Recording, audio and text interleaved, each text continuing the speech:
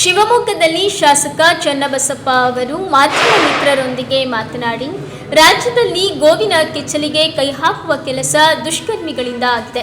ಸರ್ಕಾರ ಸಂಪೂರ್ಣ ವಿಫಲವಾಗಿದ್ದು ಗೋಹತ್ಯೆ ನಿಷೇಧ ಹೋರಾಟದ ದಿನ ನೆನಪಾಗುತ್ತಿದೆ ಎಂದು ತಿಳಿಸಿದರು. ಗೋವಿನ ಕೆಚ್ಚಲಿಗೆ ಕೈ ಹಾಕುವಂತ ಕೆಲಸನ ದುಷ್ಕರ್ಮಿಗಳು ಮಾಡಿರುವಂತದ್ದು ಕೃತ್ಯ. ಇದನ್ನೆಲ್ಲ ನೋಡಿದಾಗ ಗೋ ಸಂರಕ್ಷಣೆ ಕಾಯ್ದೆ ಕಾಂಗ್ರೆಸ್ಸಿನ ನೇತೃತ್ವದ ಸರ್ಕಾರ ಸಂಪೂರ್ಣವಾಗಿ ಅಪೋಷಣ ತಗೊಂಡಿದೆ ಅಂತ ಹೇಳಿ ನನಗೆ ಅನಿಸ್ತಾ ಇರುವಂತದ್ದು. ಸಾಮಾನ್ಯವಾಗಿ ಗೋಹತ್ಯೆ ನಿಷೇಧದ ಕಾನೂನು ಜಾರಿಗೆ ಬರಬೇಕು ಅಂತೇಳಿ ಹೋರಾಟ ಮಾಡಿದಂತ ದಿನಗಳು ನಮಗೆ ಇವತ್ತು ನೆನಪಾಗ್ತಾ ಇದೆ. ಗೋಹತ್ಯೆ ನಿಷೇಧ ಮಾಡಿ ಇದೇನು ಹೊಸದಾಗಿ ಆಗ್ಬೇಕಾದಂತ ಕೆಲಸ ಅಲ್ಲ. ಆರಂಭದ ದಿನದಿಂದನೇ ನಮ್ಮ ಕಾನೂನನ್ನು ಬರೆದಂತ ಸಂದರ್ಭದಲ್ಲಿ ಗೋವಿನ ಸಂರಕ್ಷಣೆ ಆಗಬೇಕು ಅಂತೇಳಿ ಆಕ್ಟ್ಗಳಲ್ಲಿ ಅದರ ಕಾನೂನುಗಳನ್ನು ಕೂಡ ಮಾಡಿರುವಂತದ್ದು ನಾವು ನೋಡಿದ್ದೇವೆ. ಅದಕ್ಕೆ ಪೂರಕವಾಗಿ ಅದು ಬಿಗಿಯಾಗೋ ದೃಷ್ಟಿಯಿಂದ ಕಾನೂನುಗಳನ್ನು ಮತ್ತೊಂದಷ್ಟು ಮಾರ್ಪಾಡು ಮಾಡಿರುವಂತದ್ದು ನಾವು ನೋಡಿದ್ದೇವೆ. ಇದೆಲ್ಲದರ ಮಧ್ಯ ಚಾಮರಾಜಪೇಟೆಯ ಒಂದು ಜಾಗದಲ್ಲಿ, ಅದು ವಿನಾಯಕ ನಗರ, ಆ ವಿನಾಯಕ ನಗರದಲ್ಲಿ ನಡೆದಂತ ಈ ಒಂದು ದುಷ್ಕೃತ್ಯ ಏನಿದೆ, ಹಿಂದೂಗಳ ಮೇಲೆ ಆಕ್ರಮಣ ಮಾಡ್ತಾ ಇದ್ದಂಥದ್ದು ನೋಡಿದ್ದೇವೆ. ಈಗ ಹಸುಗಳ ಕೆಚ್ಚಲಿಗೆ ಕೈ ಹಾಕಿ ಅದರ ಮಾರಣ ಹೋಮ ನಡೆಸುವಂತ ಒಂದು ಪ್ರಯತ್ನ ಮುಸಲ್ಮಾನ್ ಕಿಡಿಗೇಡಿಗಳು ಈ ಕೆಲಸವನ್ನ ಮಾಡಿರುವಂತದ್ದು ಇದೊಂದು ಅಕ್ಷಮ್ಯ ಅಪರಾಧ. ನಾಗರಿಕ ಸಮಾಜ ತಲೆ ತಗ್ಗಿಸುವಂತ ರೀತಿಯಲ್ಲಿ ನಡೆದಂತ ಘಟನೆ ಅನ್ನೋದು ನಾನು ಹೇಳಲಿಕ್ಕೆ ಇಷ್ಟಪಡ್ತೇನೆ. ಆ ಏರಿಯಾದ ಬಗ್ಗೆ ಸ್ವಲ್ಪ ಗಂಭೀರವಾಗಿ ಯೋಚನೆ ಮಾಡುವಂಥದ್ದು ಅಗತ್ಯತೆ ಇದೆ. ಆ ಒಂದು ವಿನಾಯಕ ನಗರ ಇವತ್ತು ಬೇರೆ ನಗರವಾಗಿ ಮಾರ್ಪಟ್ಟಿದೆ. 80% ಮುಸಲ್ಮಾನರು ಸಂಖ್ಯೆ ಜಾಸ್ತಿ ಇರುವಂತ ಜಾಗ. ಯಾರು ಎಲ್ಲಿ ಬೇಕಾದ್ರೂ 8 ವರ್ಷಗಳ ಕಾಲನೂ ಕೂಡ ಅವ್ರವ್ರ ಜೀವನವನ್ನು ಮಾಡ್ಕೊಂಡು ಹೋಗ್ಲಿಕ್ಕೆ ಅವಕಾಶ ಇರುವಂತ ಈ ದೇಶ. ಮುಸಲ್ಮಾನರಿಗೆ ಬೇರೆ ದೇಶ ಕೊಟ್ಟಿದ್ರೂ ಕೂಡ ಈ ದೇಶದಲ್ಲೇ ವಾಸ ಮಾಡ್ಲಿಕ್ಕೆ ಹಕ್ಕನ್ನು ಕೊಟ್ಟಿರುವಂತದ್ದು ಭಾರತ. ಇದನ್ನ ಅರ್ಥ ಮಾಡ್ಕೋಬೇಕು ಮುಸಲ್ಮಾನ ಸಮಾಜ. 80% ಮುಸಲ್ಮಾನ್ ಇರುವಂತ ಜಾಗದಲ್ಲಿ 20% ಹಿಂದೂಗಳಿರುವಂತ ಜಾಗದಲ್ಲಿ ಈ ಘಟನೆ ನಡೆದಿರುವಂತ. ಯಾಕೆ ಇದನ್ನ ಹೇಳ್ತಿದ್ದೀನಿ ಅಂದ್ರೆ, ಆ ಏರಿಯಾ, ಆ ವಿಧಾನಸಭಾ ಕ್ಷೇತ್ರ ಅಷ್ಟೇ ಅಲ್ಲ, ವಿನಾಯಕ ನಗರ ಏರಿಯಾದಲ್ಲಿ ಡ್ರಗ್ ಮಾಫಿಯಾ ದಂಧೆ ನಿರಂತರವಾಗಿ ನಡೀತಾ ಇರುವಂತ ಜಾಗ ಇಡೀ ಕ್ಷೇತ್ರದಲ್ಲಿದೆ. ಅದರೊಳಗೆ ಆ ವಿಶೇಷವಾಗಿ ಆ ಜಾಗದಲ್ಲಿದೆ. ಈ ಕೃತ್ಯವನ್ನು ಮಾಡ್ಲಿಕ್ಕೆ ಆ ರೀತಿಯ ಮಾನಸಿಕತೆ ಇರುವಂತ ವ್ಯಕ್ತಿಗಳಿಂದ ಮಾತ್ರ ಸಾಧ್ಯ ಇರುವಂತದ್ದು. ಅಲ್ಲಿರುವಂತ ಹಿಂದೂಗಳ ಸಂಖ್ಯೆ ಕಡಿಮೆ ಆಗಲಿಕ್ಕೆ ಈ ರೀತಿಯ ಕೃತ್ಯಗಳ ಮೂಲಕ ಅನೇಕ ವ್ಯಕ್ತಿಗಳಿಗೆ ಧಮಕಿ ಹಾಕುವುದರ ಮೂಲಕ ಅಲ್ಲಿ ಮುಸಲ್ಮಾನರು ತಮ್ಮ ಅಟ್ಟಹಾಸವನ್ನು ಮೆರೀತಾ ಇರುವಂತದ್ದು. ಈ ಹಿಂದೆ ಅಲ್ಲೊಂದು ಆಸ್ಪತ್ರೆ ಇತ್ತು, ಪಶು ಸಂಗೋಪನಾ ಇಲಾಖೆಗೆ ಸಂಬಂಧಪಟ್ಟಂತ ಜಾಗ. ಆ ಆಸ್ಪತ್ರೆಯನ್ನ ಖಾಲಿ ಮಾಡಬೇಕು ಅಂತ ತೀರ್ಮಾನ ಮಾಡಿದ್ರು. ಯಾಕೆ ಅಂತ ಹೇಳಿದ್ರೆ ಅದನ್ನ ಅಲ್ಪಸಂಖ್ಯಾತ ಇಲಾಖೆಗೆ ಕೊಡಬೇಕು ಅಂತೇಳಿ ವಕ್ಫಿನ ಕಾರಣಕ್ಕೋಸ್ಕರ. ಇದು ಬಹಳ ದಿವಸ ಆಗಿರೋದಲ್ಲ, 8-9 ತಿಂಗಳ ಹಿಂದೆ ನಡೆದಂತ ಘಟನೆ. ಖಾಲಿ ಮಾಡಬೇಕು ಅಂತೇಳಿ ಘಟನೆ ನಡೆದಾಗ ಹೋರಾಟ ನಡೀತದೆ. ಹೋರಾಟ ಯಾವ ಪ್ರಮಾಣದಲ್ಲಿ ನಡೀತು ಅಂತ ಹೇಳಿದ್ರೆ, ಎಲ್ಲ ಗೋವುಗಳನ್ನ ಆ ಒಂದು ಪಶು ಸಂಗೋಪನಾ ಆಸ್ಪತ್ರೆಗೆ ಕರ್ಕೊಂಡೋಗಿ ನಮಗೆ ಬೇಕು ಅಂತ ಹೇಳಿ ಗೋವುಗಳು ಕೇಳಿದ ಹಾಗೆ ಆ ರೀತಿಯ ಒಂದು ಹೋರಾಟವನ್ನು ರೂಪಿಸಿದ್ರು.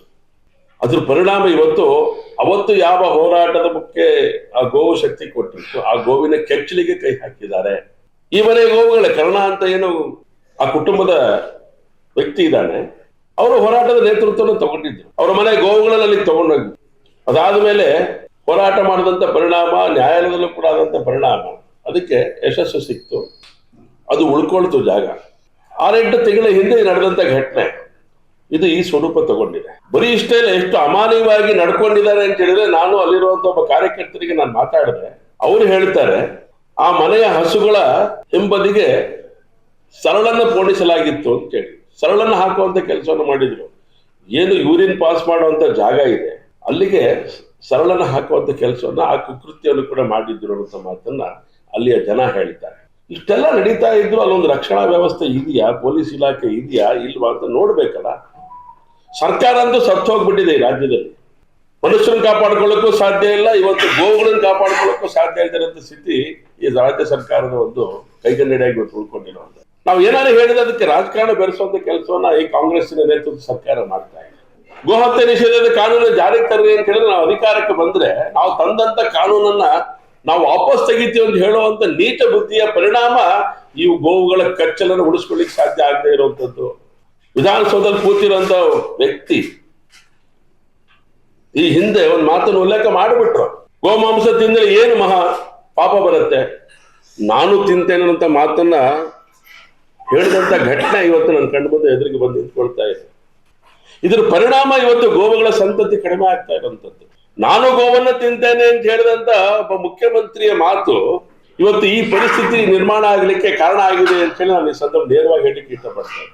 ಕಾಯ್ದೆ ತನ್ನಿ ಅಂತ ಹೇಳಿದ್ರೆ ಕಾಂಗ್ರೆಸ್ಸಿನ ಮುಖ್ಯಮಂತ್ರಿ ಅವತ್ತು ಸಿದ್ದರಾಮಯ್ಯನವರು ಇದ್ರು, ಇವತ್ತು ಸಿದ್ದರಾಮಯ್ಯನವರು ಇರುವಂತದ್ದು. ಅವತ್ತು ಅವರೇ ಹೇಳಿದ್ರು ನಾನು ತಿಂತೇನೆ, ನಮ್ಮ ಆಹಾರ ಪದ್ಧತಿ ಏನೇನೋ ಕಥೆಗಳನ್ನು ಹೇಳಿಬಿಟ್ರು. ಎಗ್ಗಿಲ್ಲದೆ ಗೋಹತ್ಯೆ ಇವತ್ತು ನಡೀತಾ ಇರುವಂತದ್ದು ನಾವು ನೋಡ್ತಾ ಇದ್ದೀವಿ. ಚೀಲಗಳಲ್ಲಿ ಗೋವಿನ ಚರ್ಮ, ಗೋವಿನ ಮಾಂಸದ ತುಂಡುಗಳು ನದಿಗಳಲ್ಲಿ ತೇಲ್ಬಿಡುವಂತ ಕೆಲಸವನ್ನ ಮಾಡಿರುವಂತ ನಾವು ನೋಡ್ತಾ ಇದ್ದೇವೆ. ಒಂದು ವಾರದ ಕೆಳಗೆ ನಾವು ಅದನ್ನ ಓದಿದ್ದೇವೆ ಪತ್ರಿಕೆಗಳಲ್ಲಿ.